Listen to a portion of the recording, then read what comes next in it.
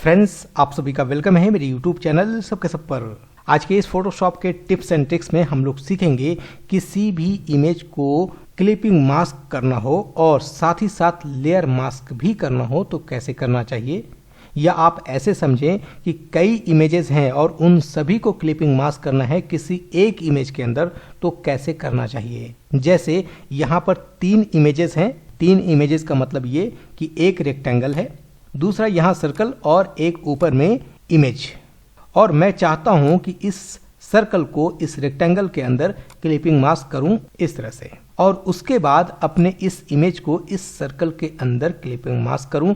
लेकिन इस सर्कल के अंदर का मतलब है कि ये जो हाफ सर्कल अभी दिखाई दे रहा है इतना ही दिखना चाहिए। तो मैं यहाँ लाकर अगर क्लिपिंग मास्क करूंगा तो देखिए क्या होता है, ये बाहर का हिस्सा तो कट गया लेकिन अंदर ये राउंडेड नहीं हुआ है। तो इसके पीछे रीज़न ये है कि जो बेस लेयर होता है क्लिपिंग मास्क में, ऊपर के सभी लेयर उसी में मास्किंग होता है। अगर आपको इस तरह के कंडीशंस में मास्किंग करना पड़े तो आप 2 चीज़ें अप्लाई कर सकते हैं। दोनों को अंडू करता हूँ, फिर देखिए। सबसे पहली चीज़ तो ये कि आप जब इस सर्कल को मास्किंग यहाँ कर दिया तो इस इमेज को पहले एडजस्ट कर लीजिए कि आपको कितना दिखाना है इस सर्कल के अंदर, और यहाँ क्लिपिंग मास्क करने के बाद आपको कंट्रोल प्रेस करना है और इस सर्कल वाले थंबनेल पर क्लिक करना है। कंट्रोल प्रेस करके इससे क्या होगा, इसका सिलेक्शन बन जाएगा और उसके बाद आप ऊपर वाले इस इमेज के लेयर पर रहते हुए लेयर मास्क यूज करेंगे। तो इससे आप जो चाह रहे थे वो मिल गया, लेकिन ये कंप्लीट प्रोसेस नहीं हुआ। इससे एक नुकसान है। नुकसान ये है कि अब अगर आप इसको एडजस्ट करना चाहते हैं इस इमेज को इसके अंदर, तो आप एडजस्ट प्रॉपरली नहीं कर सकते। क्यों? क्योंकि ये लेयर मास्क के साथ हुआ है। अगर आप चाहते हैं कि मास्किंग करने के बाद भी इमेज को एडजस्ट किया जा सके, उसके लिए आपको दूसरा प्रोसेस अपनाना पड़ेगा। वो प्रोसेस ये है, मैं इसको अंडू करता हूँ और इन सभी को रिलीज कर लेते हैं।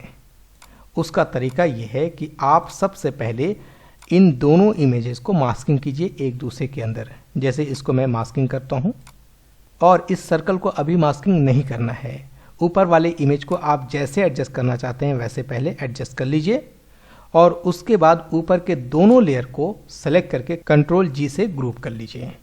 अब ग्रुप करने के बाद आपको यहाँ राइट क्लिक करना है और कन्वर्ट टू स्मार्ट ऑब्जेक्ट कर देना है। अब अगर आप इसको मास्किंग करेंगे तो इससे फ़ायदा ये होगा कि आप इसको बाद में एडिट भी कर सकते हैं, आप ड्रैग करके एडजस्ट भी कर सकते हैं, या इमेज को चेंज करना है तो भी कर सकते हैं। कैसे करेंगे? उसके लिए आपको ऊपर वाले थंबनेल पर डबल क्लिक करना है। इससे ये अलग टैब में यहाँ ओपन हो जाएगा। ये देखिए ओपन हो चुका है। साथ ही साथ आपको वो दोनों लेयर्स भी इस ग्रुप के अंदर ऐसे मिल जाएगा। आप चाहेंगे तो इस इमेज को जैसे एडजस्ट करना वैसे एडजस्ट कर सकते हैं, और उसके बाद इस फाइल में जाकर सेव पर क्लिक करेंगे तो ये फाइनल इमेज में या फाइनल डिज़ाइन में चेंज हो जाएगा। आप इमेज चेंज करना चाहें तो भी कर सकते हैं। तो ये दोनों चीज़ें अप्लाई कीजिए अपने डिज़ाइनिंग में। ये क्वेश्चन बहुत बार पूछा जा रहा था कि इस तरह के कंडीशन में फंस जाते हैं तो क्या करना चाहिए। तो आई थिंक आप सभी का सॉल्यूशन मिल गया होगा। अगर आप चाहते हैं फोटोशॉप को डिटेल्स में सीखना तो मेरा ऑनलाइन प्रीमियम क्लास ज्वाइन कीजिए, इसमें आपको काफ़ी फ़ायदा होगा।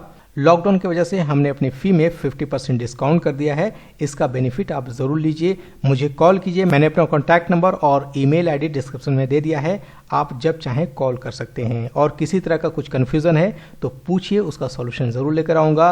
और फ्रेंड्स, चैनल को सब्सक्राइब नहीं किया है तो सब्सक्राइब ज़रूर कर लीजिए। वीडियोज़ अच्छे लगते हैं तो लाइक कर दिया करें। तो मिलते हैं नेक्स्ट वीडियो में, तब तक के लिए बहुत बहुत शुक्रिया। Thank you so much friends.